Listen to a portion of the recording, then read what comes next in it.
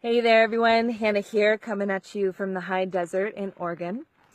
And as you can see behind me, this is the meeting place of the two continental plates. And I was just reading that Oregon is growing by a centimeter every single year. And this is the place where all of that action is happening. And I found myself really enchanted by this landscape in particular because for me, it really embodied a lot of what I've been examining lately. So there's a friction inherent, right? As these plates are moving apart, there's a friction that's happening to create that new earth, to create that process of growth and expansion. And then also, I just really love the spaciousness of this landscape, how open it is. And one of the pieces that I've really been examining in my own experience lately is that the last couple of weeks have gotten a little intense for myself and a lot of the other people that I've been speaking to. And a lot of that intensity I've really realized has to do with communication or a lack thereof. And one of the pieces that I've really been recognizing about humanity is a lot of us are these walking balls of trauma. And as we come together in relationship, as we come together in these different experiences in our life, a lot of times our traumas hit up against one another and explode outward. We react from that place of trauma because when trauma happens in our life, when something intense and big happens that really shakes our worldview, we go into fight or flight. And there's a freezing that happens in our body, right? And a lot of times we're not taught the tools for how to move that energy through our system. So there's a part of us that gets stuck in that frozen state. And then there's a belief system that forms itself around that frozen aspect of self. There's an understanding, a worldview that gets perpetuated from that place of trauma. And then as we begin to move deeper into our lives, a lot of what we do is deeply informed by that belief system, from that place of frozen energy, from that place of reaction to the world. And so as we move further on and we begin to interact in our different relationships, a lot of times what will happen, what you'll see with two people is that one person will react from a place of trauma. So they will say something and it's not coming in response to the current moment. It's not coming in response to the person that's actually in front of them. A lot of times what's happening is that they're speaking out of an old belief. They're speaking out of an old understanding, out of a place of trauma in their being.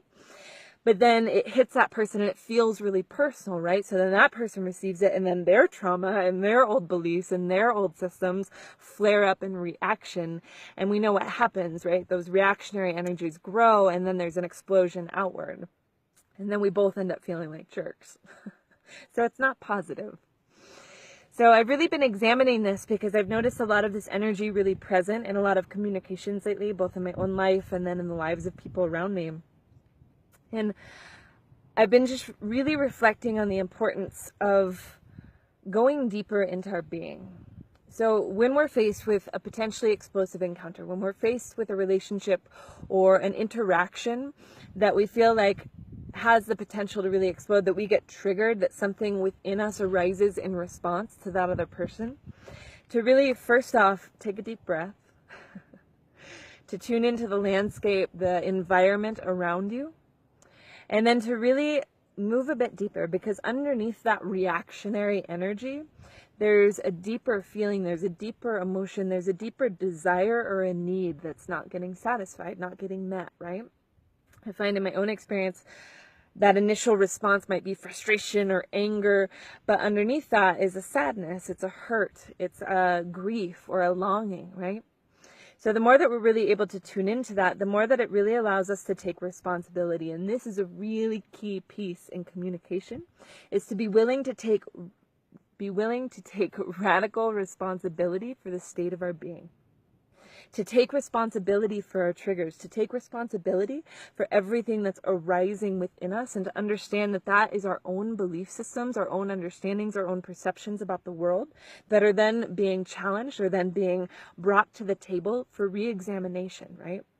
Because we don't react to something if there's not a modicum of truth. If it doesn't hit something inside of us that then resonates and wants to come out, wants to be seen, wants to be brought closer into the light, right? To shine the light of awareness on. So I find that these sorts of interactions, the ones that might feel a little bit explosive or a little bit challenging, are some of the best opportunities that we have, because it really allows us to shine that light of awareness inward and to really ask ourselves to take responsibility for what is being triggered right now. What are the deeper levels of what I'm feeling in response to this interaction? And how can I really speak from that place? So one of the challenges that I've given myself is to really learn how to communicate without blame. Because I find that when we communicate from a place of blame, it makes it really sharp, right? We're throwing daggers at one another, and we see this so often in our reality. You did this to me. This is your fault. Rather than, I'm really feeling hurt by what you said. Or I'm really experiencing confusion around what just happened. Because that's the truth of what's happening, right? Nobody did anything to you. We might interpret it that way. We might feel like it's deeply personal, but it's not personal at all. It's an opportunity for us to go deeper. So to really take radical responsibility for that and to really be able to communicate from that deeper level of what we're actually experiencing. And I find as soon as we're able to tune into that, just like this landscape, it provides a spaciousness. There's an expansiveness that happens because then we can have space for the other person's worldview. We can have space to really understand that we can never know what's happening for another person, right? Think about all the layers of emotions and thoughts and things that move through your body every single day, every single moment, right? We can never hope to understand what's truly happening in another person's being, especially the fact that they're a culmination of all of their life experiences woven into one body, woven into one system that's then interacting with your system. So two systems, two histories, two life experiences coming together to shed deeper light into the inner workings of the system if we allow it to. So once we really tune into our own experience, once we're learning how to speak without blame, it also allows us to really ask questions of that other being, not from a place of assumption that we know what's happening for them or that we know what they meant, but to really ask, hey, what did you mean when you said that? How do you define that word that you used?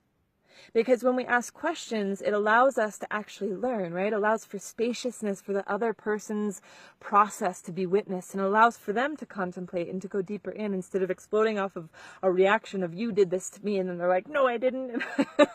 It allows us a bit more space to really begin to examine and to really shine that light of awareness on the places in our being that are really asking for it, right? So no matter how that pans out, we can really have that personal responsibility for speaking our truth, for being embodied, for being willing to learn, for being willing to re-examine what we may think is true, for being willing to hold another person's experience as valid, to really learn and ask and inquire and grow together. And also to really stand firm and rooted in our own being and in our own truth and from that place of love, because love is firm, right? There's an embodiment, there's an authenticity, there's a strength with love that comes with firmness. Love has boundaries, but from that place of clarity, not from a place of hurt or reaction, but from a place of clarity and love and strength and truth, right? So these are just some really good opportunities that I've been really examining in my own life. I've had a lot of experiences lately that have allowed me to put some of these tools into practice. And I've been really pleased to notice what happens, because the more that I learn how to speak, not from a place of blame, but from a place of rootedness in my own experience and curiosity and spaciousness about what might be happening within that friction of growth that's occurring, then it allows for so much more to take place. It allows for a real deepening of relationship, both with myself and with others. And I've been feeling really grateful for my feedback system lately, because one of the pieces that's come really clear in the last couple weeks is just the wisdom of my emotional response system. I've had a couple moments in my life where I've been feeling a lot of frustration, a lot of anger, just this weird tumultuous energy that's arisen.